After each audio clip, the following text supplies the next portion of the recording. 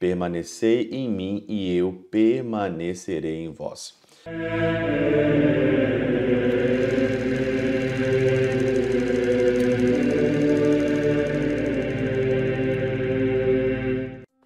Em nome do Pai, do Filho e do Espírito Santo. Amém. Olá, meus queridos amigos, meus queridos irmãos. Nos encontramos mais uma vez aqui no nosso Teoses, Viva de Coriés, do Percor Maria. Esse dia 10 aqui de maio de 2023. Nós estamos então na nossa quinta semana da nossa Páscoa, nossa caminhada para Pentecostes, nesse mês tão bonito que é o mês aí mariano. Muito bem, hoje nós vamos começar um capítulo muito bonito, um capítulo muito interessante, um capítulo que dá para meditar muito na nossa vida espiritual, que é o capítulo 15 de João. E hoje, então, nessa quarta-feira, são 8 versículos, do versículo 1 ao versículo 8.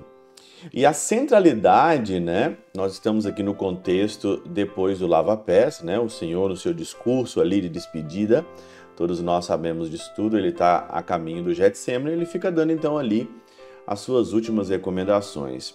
E uma da centralidade desse capítulo é o verbo permanecer.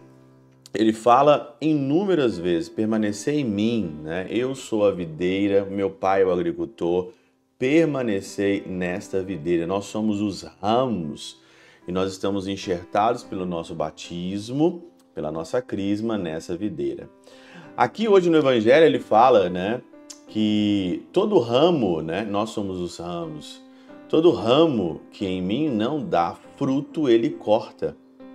E todo ramo que dá fruto, ele o limpa para que dê mais fruto ainda. Vós já estáis limpos por causa da palavra que eu vos falei. Versículo 4. Permanecei em mim e eu permanecerei em vós. Permanecer em mim é a centralidade. Mas hoje eu gostaria de falar um pouquinho sobre esse limpar. E limpar de quê? Limpar do pecado. Limpar da vida suja, da vida que não é Deus, da vida que não é compatível com uma vida de Deus. E o que mais eu escuto, né, ultimamente, né, das pessoas que têm medo de confissão, tem medo de confessar os seus pecados, né? Tem medo de se humilhar, né? De passar verniz na cara e ir lá, mais uma vez com o padre, limpar o coração. As pessoas falam que elas não têm pecado, né? É uma das coisas que a gente mais escuta hoje. Ah, eu não tenho pecado, eu sou santo já, eu sou santa já. Fala isso talvez num tom de brincadeira, mas no fundo, todos nós sabemos que isso é verdade. Santo Agostinho, na Catena Áurea, aqui, ele diz o seguinte: quem nesta vida está tão puro que não precise ser sempre mais purificado? Quem nessa vida aqui é igual a Jesus Cristo ou é igual a Nossa Senhora? Quem nessa vida aqui é imaculado, que não tem nada, nenhum pecado? A pessoa é incólume, a pessoa ali é uma santa, pode colocá-la no altar ali, no pedestal. Quem? Ninguém. Ninguém. Santo Agostinho pergunta, mas a gente sabe da resposta: ninguém. Neste mundo, se dissermos que não temos pecado, nos desencaminhamos a nós mesmos por conta própria. Diz aqui Santo Agostinho. Se você fala que você não tem pecado, você se desencaminha por conta própria. E é verdade. Quanto mais você fala que não tem pecado, mais pecado você comete, mais burro você vai ficando, né? E as pessoas hoje, elas perdem a salvação, elas perdem a capacidade de purificar e de produzir mais frutos ainda por bobagem. Assim, o Senhor purifica os puros, isto é, os frutíferos, para que sejam tanto mais frutíferos quanto mais puros. Quanto mais você reconhece que você é pecador, quanto mais você humilha, mais frutos você produz. E aí está o segredo da coisa. Aqui está o segredo, né? Eu lembro que São João Paulo II se confessava toda semana. E eu pergunto para vocês aqui, que pecados tinha João Paulo II para ele confessar toda semana? Que pecados são esses, meu Deus? Que pecados são esses desse santo, do Papa? O que ele fazia, meu Deus do céu, de errado? Mexia na internet, no computador? Quais eram os pecados, meu Deus do céu, que ele tinha ali, né? Cristo é a vide na medida em que diz o Pai é maior do que eu, né?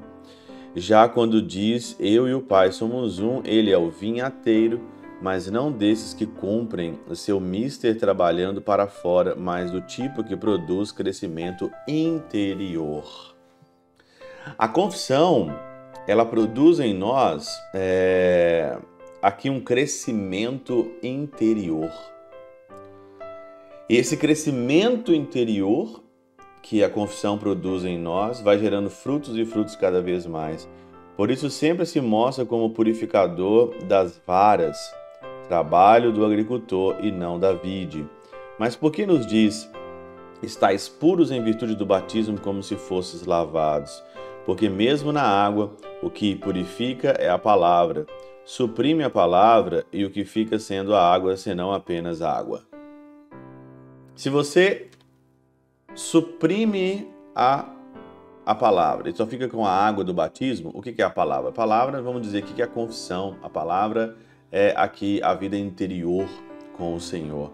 Se você tira ali a palavra e você só fica com a água do batismo, se você não cumpre os seus compromissos batismais que você ali fez quando você era criança, confirmou quando você era adulto na crisma, o que fica isso? Fica nada. E muita gente fica desse jeito, né? Suprime a palavra, o que fica sendo água, senão apenas água. Acrescenta-se a palavra ao elemento e a forma ao sacramento. Lindo demais. De onde vem essa virtude tamanha da água ao de tocar o corpo e lavar o coração, senão da palavra ao operar tudo isso, e não por ser proferida simplesmente, mas por ser crida. Pois na palavra mesmo devemos distinguir o som passageiro da virtude permanente. Essa palavra de fé é tão poderosa na igreja. Olha só. De Deus que ela, por meio de alguém que crê, que oferece, que abençoa, que molha, purifica um bebê ainda incapaz de crer. Não suprima a palavra. Por quê? Porque a água por si só, ela não vai gerar absolutamente nada. Quem nessa vida está tão puro que não precisa ser sempre mais purificado? Pela intercessão de São Chabel de Mangluf, São Padre Pio de Peltrautina e Santa Teresinha do Menino Jesus e o Doce Coração de Maria, Deus Todo-Poderoso vos abençoe. Pai, Filho e Espírito Santo, Deus sobre vós e convosco permaneça para sempre. Amém.